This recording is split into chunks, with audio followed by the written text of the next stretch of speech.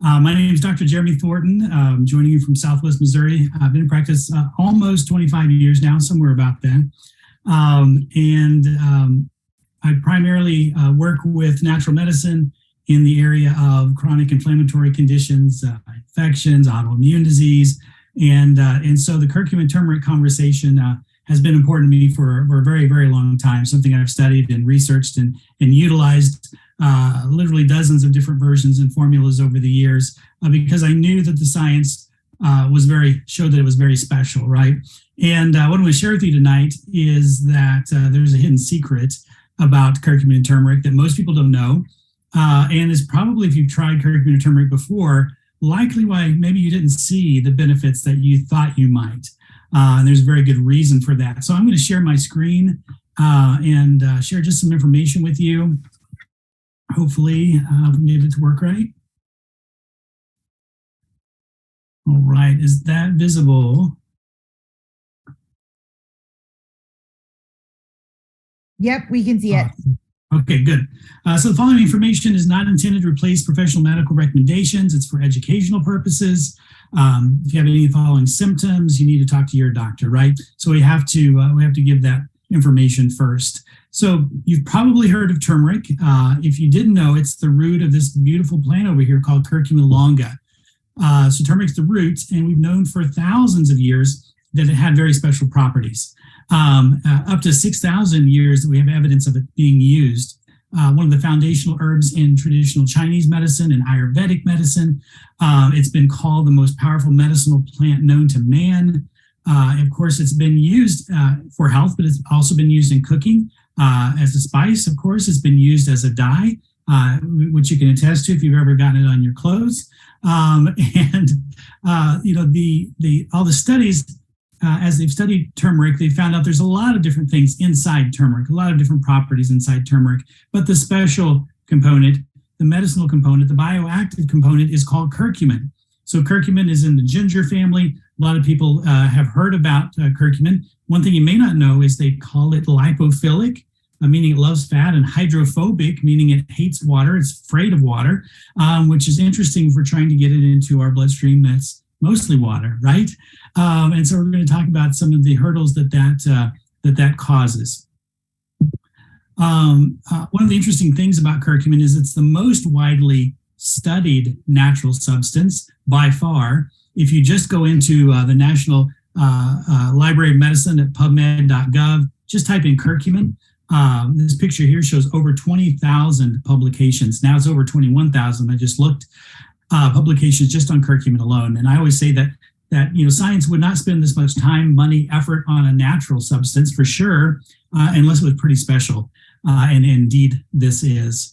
So when we look at curcumin effects, these are the main areas that science seems to focus on, is its anti-inflammatory abilities, its antioxidant abilities, its anti-cancer benefits, its neuroprotective benefits, hepatoprotective, meaning liver, cardiovascular protective, anti-diabetic effects, immune regulation. The interesting thing is it can support the immune system, and it can also calm the immune system down in the same substance, right?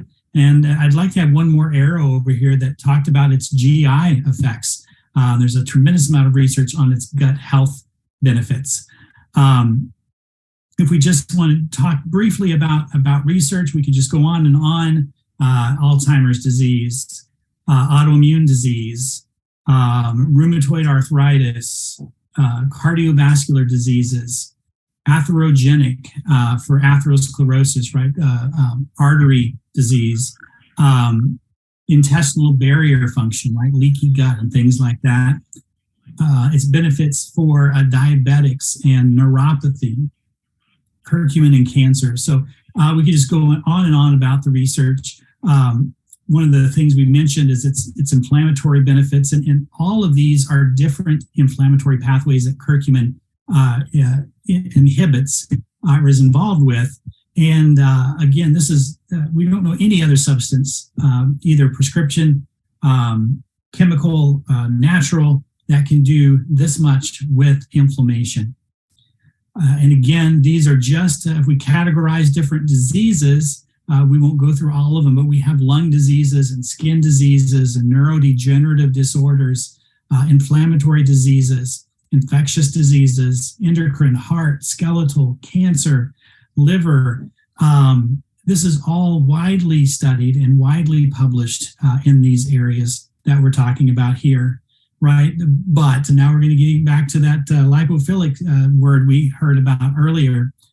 This is the hidden secret about curcumin and turmeric that supplement companies don't share with you, but has been a struggling point with curcumin and turmeric over the years.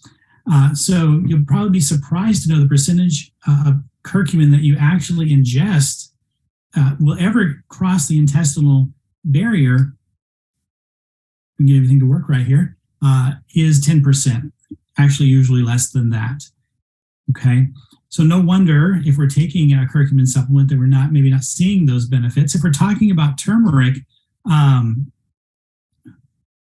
it's even worse than that, because of course, turmeric has got other properties. So it's only 2 to 5 to maybe 2 to 6% curcumin and the rest other stuff, right? So if we ingest a 500 milligram dose of turmeric, we're going to get a milligram of curcumin in the bloodstream, right? And you can see where the rest of that is going to end up, sadly.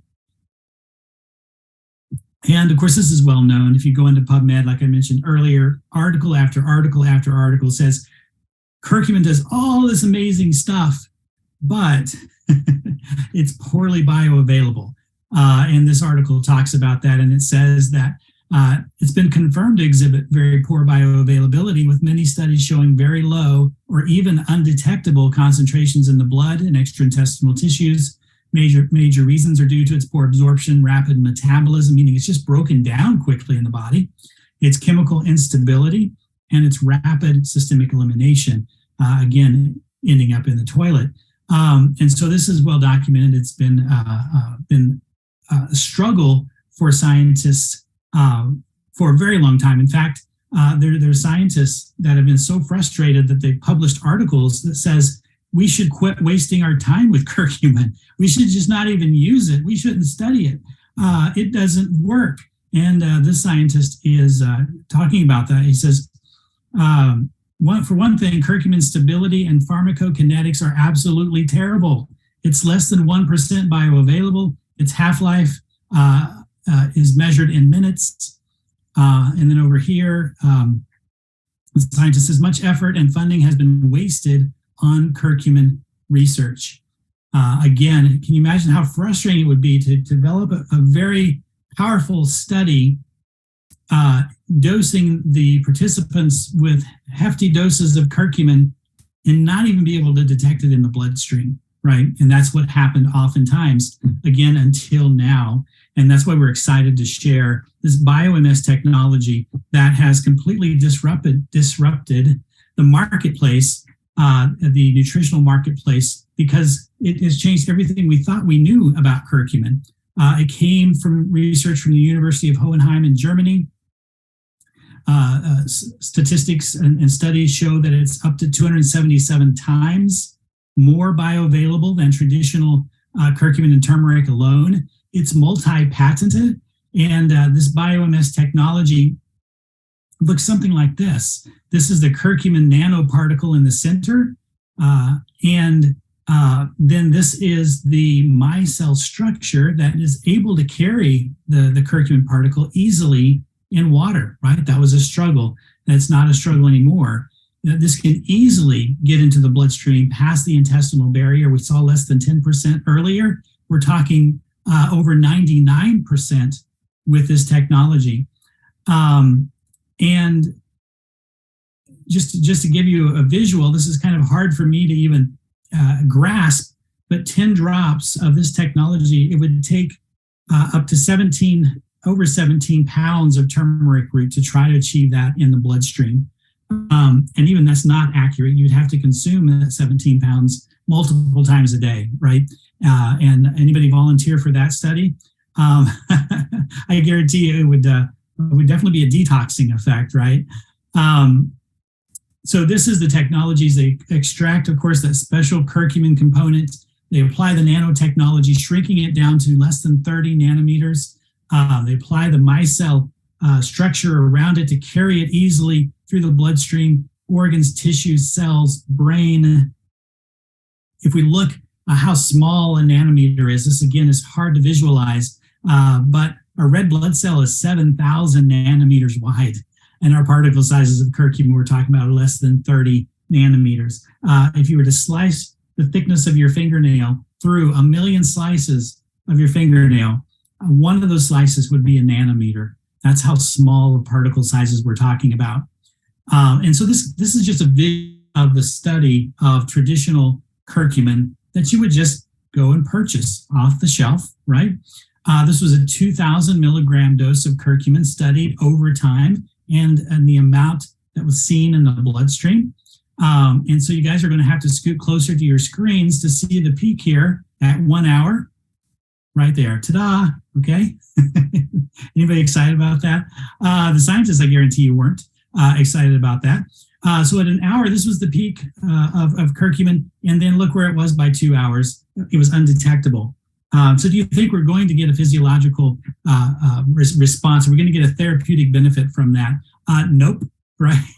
So we always hear, well, mine has black pepper extract in it, makes it incredibly well absorbed. Not so fast. So this study used the same 2,000 milligrams of curcumin, added black pepper extract. Now, I do admit that this is a little bit more exciting of a rise in the bloodstream, but look at the time frame. This is 45 minutes. Look where we're at by an hour. Okay. Again, look where we're at by 3 hours. It's completely gone. And the reason it did that is it slows down phase 2 detoxification of the liver to achieve that. So it slows down the liver, the black pepper extract, slows down the liver, causes a brief spike of curcumin in the bloodstream, and then, of course, it clears it out once again. My problem with this approach is we need the liver, right? We kind of need it to detox and do what it's supposed to do. And people that are taking other supplements, potentially other prescription medications, or polypharmacy, which is multiple prescriptive medications, should we be slowing down the liver and generally multiple times a day? It's not a great idea, but that's been the best we've had up until now. This was the best, okay? Now let me show you what we're doing at this point in time with this technology. This is a study in both men and women. These peaks couldn't even fit on the graph prior, so they had to change the measurement to be able to see the peaks of the curcumin in the bloodstream. But what's more exciting than the levels we're seeing here is the time frame. Remember, by 2 or 3 hours, depending on which version we were talking about, it was gone, right? So here's the traditional curcumin down here. We can't even see it come off the baseline, of course, because we magnified it so big. But look at the time frame. We're here 4 hours, 8 hours, 12 hours, 16 hours, 24 hours. There's still measurable amounts of curcumin in the bloodstream 24 hours later. We've never, ever seen anything like this before. In order to see levels like this in the bloodstream, we would have to physically inject curcumin into the body, right? And most people just aren't willing to do that daily, right? So we're achieving these levels from 10 drops of this BioMS technology, and this is a single dose, achieving these levels for an entire day. And that's to me is just remarkable. It's just incredible. And this is exactly why you can see why we weren't seeing the benefits prior, right? And you can see why we are seeing the benefits. This is what I say. I always wished curcumin could do, but never seen it do before until now. And now we're seeing that come true. We're seeing those benefits almost daily in our health and wellness group. So it's not about how much curcumin you take, but how much is absorbed and how long it stays in your bloodstream, organs, and tissues, right? And I love to end with just a visual. I'm a visual person. And this is traditional curcumin extract powder. This would be your typical curcumin capsule, poured into water. Again, this is why they call it lipophilic, hydrophobic. You can tell this doesn't like water very well, right?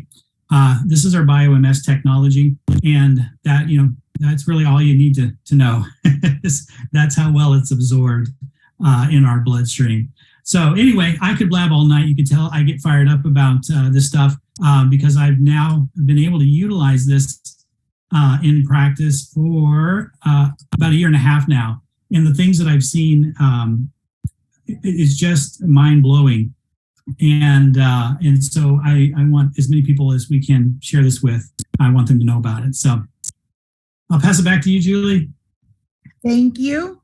It doesn't look like we have any questions yet. So that's a good thing. That means what you're saying is making sense, right? So if you do have questions, you guys go ahead and drop them down below and we can get them answered for you. And if we can't get it answered during the Zoom, we'll reach out and we'll get you the answer. There's one thing I want to add right now. Whoever invited you tonight, I want to make sure you get with them so that you can get into our group. So we have a group on Facebook where customers like yourselves are sharing their testimonies, right? Because not everybody is the same and there's different ailments or different things that you're looking for. You can search in that group and maybe find the answer that you might have in the back of your mind. Like, will it work for my arthritis? Is it going to help with my knee pain? How about my gallbladder pain, right? We've got so many testimonies, so many amazing people who just want to share their story because they have been using it and they're just like, are you kidding me? I was one of them. I sat on it for a few months and I'm not sure why yet to this day, but it'll never happen again. So with that, we do have Ro with us. She is going to share her story. Sometimes these make me cry. Sometimes these just make me so giddy and excited because it's just that zest for life comes back, right? So Ro, let me go ahead. Oh, you're unmuted. Perfect. Go ahead and introduce yourself and share your story with us. Hi, thank you so much, Julie. Thank you so much, Dr. J, for inviting me tonight. Briefly, it's hard for me to be brief because I'm Italian and I like to talk, but I will be brief tonight. I love the drops. I was introduced to them in January, and I thought to myself, I'll try the drops. I will be patient with them. If it takes, a few days, a few weeks, a few months, to see some results, I'm going to be patient. So with that said, after 3 days, I found significant results. I was walking my dogs down the street. I'll never forget. It was a sunny, beautiful day, and walking down the street, I realized my mind started to clear, and I didn't know what brain fog was. I think everybody says it, but I didn't know what it was. And I didn't realize I had it until it was gone. And so that's what happened with my brain. It just kind of like cleared. And then my eyes were seeing clear physically. And then I realized that through the days, in the future, that my mind was clearer. I was focused more. I was doing things in the house that I was just like kind of putting off. So my energy was there. So mentally it was crazy. It was just like a trip, it's like a trip. And then physically, I was sleeping better. I woke up more refreshed. The dreams are absolutely ridiculous. Just really real dreams. You're like in there and you can remember them. And then physically my pains through my body were basically gone. I would try to cramp up, sometimes my legs would cramp up when I got to bed. And this time I'd stretch out my legs and there's no pain. And I'm like, what the heck? And then I would do it again the next night. Like, where's the pain? And, it's gone. So each night I was like really hesitant to stretch out my legs, but believe it or not, the pains were gone. Also in my back, in other different parts of my body, like my hip, that pain was gone as well. And I feel like, I'm quoted by saying, I feel like I'm in a 20-year-old body. And that's how I felt. The third thing I want to tell you is, mental, physical, emotional.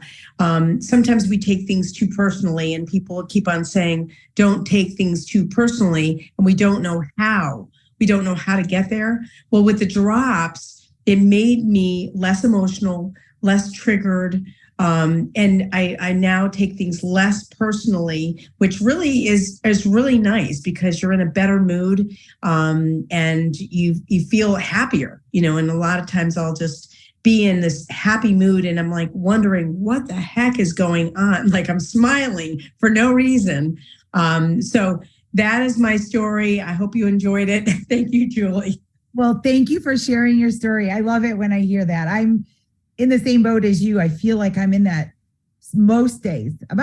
I would say probably about 90% of those days, I feel like I'm in that 20-year-old body again. Then you overdo it and you're like, oh, I'll just take some more drops so I can get back to that 20-year-old body. So that's the beauty of these drops though, right?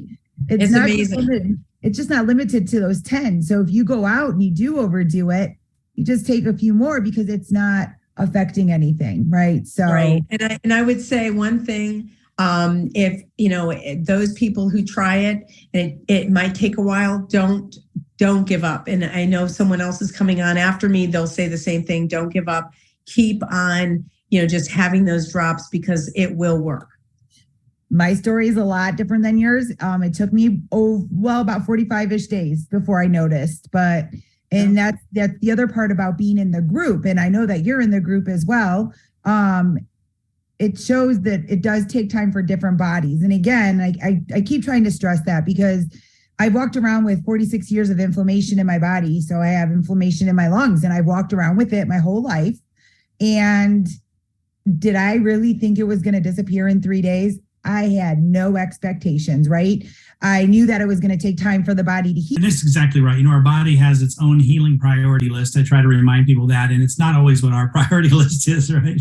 We have an idea of what we want to see, and that's what we want it to experience. And our body says, well, you know what? This is more important. I'm going to work on this first. But what gets super exciting is that on a regular basis, we hear people say, I've got my life back, right? That's the term I've heard so many times. And when we get into a bad place in our health, and maybe we're in chronic pain and chronic inflammation, maybe we are overweight, we're fatigued, right? We have all of these things working against us, and we're told we just need to eat less, we need to move our body more, we need to exercise, and everything will be magically better. But you try to exercise, right? And then you're down for 3 days, 7 days, trying to recover from the 30 minutes you tried to exercise, right? And so that makes making those positive changes very difficult because you don't feel good, you're tired, you hurt. If you try to do something about that, you hurt worse. And so it's easy to lose hope. And what I'm seeing over and over again is when we start to remove that chronic inflammation and that chronic pain, the person starts to feel better. They start to feel hope. They start to get more active. They are able to exercise finally and not have to be down for days following. And when you're feeling better, you're more active. You have better mood, less brain fog. You're going to make better choices, right? And it's easier to make those better health choices and those lifestyle choices. And so it's definitely something that has provided hope for a lot of people.